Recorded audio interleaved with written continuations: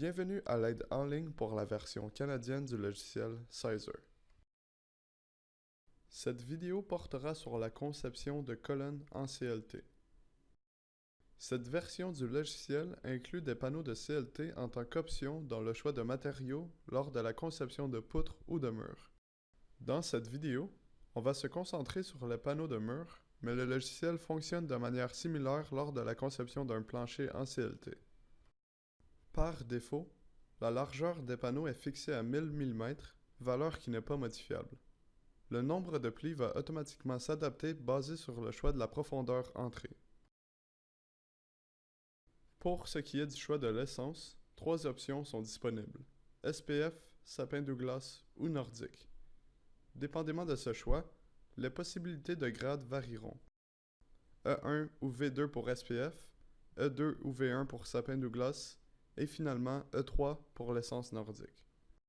Pour cet exemple, on va ajouter une charge permanente, une surcharge et une charge linéaire de vent de 2 kN par mètre, 3 kN par mètre et 1 kN par mètre respectivement.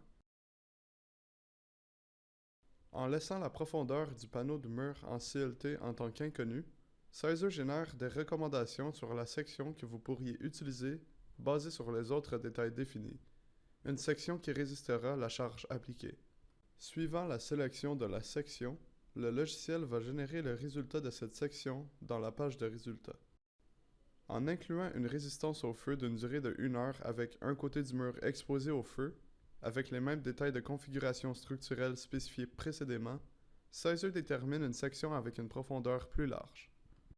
Cela provient de la méthode de calcul de la résistance au feu de la norme CSA O86 annexe B, qui détermine une section transversale appropriée du CLT pour résister aux charges, mais réduit par la combustion du bois exposé au feu après 1 heure d'exposition.